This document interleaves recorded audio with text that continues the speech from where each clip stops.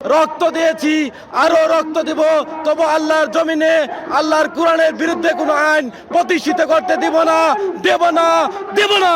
নারায়ে তাকবীর, আল্লাহু আকবার।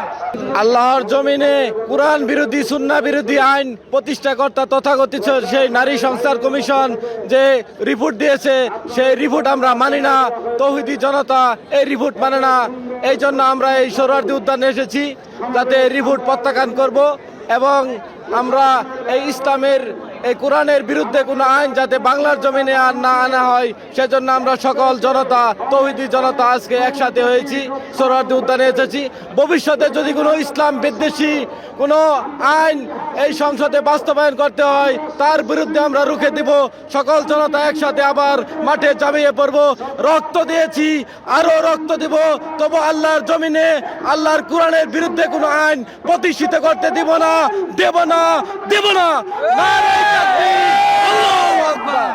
আমরা এসেছি আমাদের দেশের মধ্যে কোরআনী সংবিধান যে আইন চালু করা হয়েছে তার বিরোধিতাকে যেই সমাজের মধ্যে আজকে কোরআনের বিরোধিতা করা হচ্ছে, তার বিরুদ্ধে আমাদের বাতিল, তার বিরুদ্ধে আমাদের জেগে ওঠা প্রত্যেককেই দরকার। যার কারণে আমাদের বাংলাদেশের সুদূর প্রসারী পঞ্চগড় জেলা থেকে আমরা অত্র রাজধানীতে ঢাকার মধ্যে অবস্থান করেছি, যাতে করে আমরা পুরো দেশের মধ্যে আমাদের রব্বুল আলামিনের কোরআনী হুকুম যেন আমাদের দেশের মধ্যে আমরা কায়েম করতে পারি এবং যেই সমস্ত বাতিল দুনিয়ার মধ্যে মাথাচাড়া দিয়ে উঠেছে তাদেরকে যেন আমরা দুমড়ায় দেশের থেকে বিদায় করে দিতে পারি।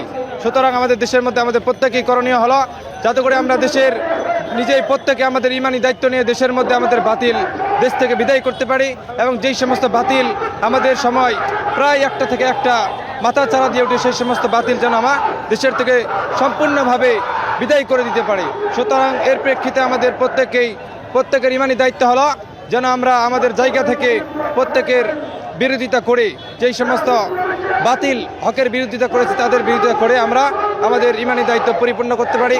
এর প্রেক্ষিতে আমি বলবো আমাদের প্রত্যেককে আমাদের ইমানি প্রস্তুতি নেওয়া দরকার। আসসালামু আলাইকুম।